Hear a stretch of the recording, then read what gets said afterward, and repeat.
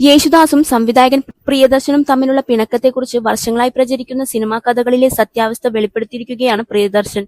Boeing Boeing എന്ന സിനിമയുടെ റെക്കോർഡിംഗിനിടെ യേശുദാസ് പ്രിയദർശനെ സ്റ്റുഡിയോയിൽ നിന്ന് ഇറക്കിവിട്ടു എന്നതായിരുന്നു പ്രധാന പ്രചരണം. ഈ സംഭവത്തിന് പിന്നിലെ യാഥാർത്ഥ്യം പ്രിയദർശൻ വിശദീകരിക്കുന്നത് ഇങ്ങനെയാണ്. അന്ന് റെക്കോർഡിംഗ് സ്റ്റുഡിയോയിൽ വെച്ച് ചെറിയൊരു അസ്വാരസ്യം ഉണ്ടായെന്നത് സത്യമാണെന്ന് പ്രിയദർശൻ സമ്മതിക്കുന്നു. താൻ ആ സിനിമയുടെ സംവിധായകനാണെന്ന് പോലും ശ്രദ്ധിക്കാതെയാണ് അന്ന് ദാസേട്ടൻ ഇറങ്ങിപ്പോകൂ എന്ന് പറഞ്ഞത്. എന്നാൽ അത് മനഃപൂർവ്വം അപമാനിക്കാൻ ചെയ്തതല്ലെന്നും ആ സാഹചര്യത്തിൽ സംഭവിച്ചു പോയതാണെന്നും പ്രിയദർശൻ പറയുന്നു. യേശുദാസിനോട് തനിക്ക് യാതൊരുവിധ വൈരാഗ്യവുമില്ലെന്നും താൻ ഇന്നും അദ്ദേഹത്തിന്റെ വലിയ ആരാധകനാണെന്നും സംവിധായകൻ വ്യക്തമാക്കി. യേശുദാസിനോടുള്ള ദേഷ്യം കൊണ്ടാണ് പ്രിയദർശൻ തന്റെ സിനിമകളിൽ എം ജി ശ്രീകുമാറിനെ കൊണ്ട് പാടിച്ചതെന്ന വാദത്തെയും അദ്ദേഹം തിരുത്തുന്നു. എം ജി ശ്രീകുമാർ തന്റെ ബാല്യകാല സുഹൃത്താണ്. അദ്ദേഹത്തിന്റെ കഴിവിലുള്ള വിശ്വാസം കൊണ്ടാണ് അവസരം നൽകിയത്. പ്രേം നസീറിൽ നിന്ന് മോഹൻലാലിലേക്ക് സിനിമ മാറിയതുപോലെ സ്വാഭാവികമായ ഒരു മാറ്റം മാത്രമായിരുന്നു ഇതും.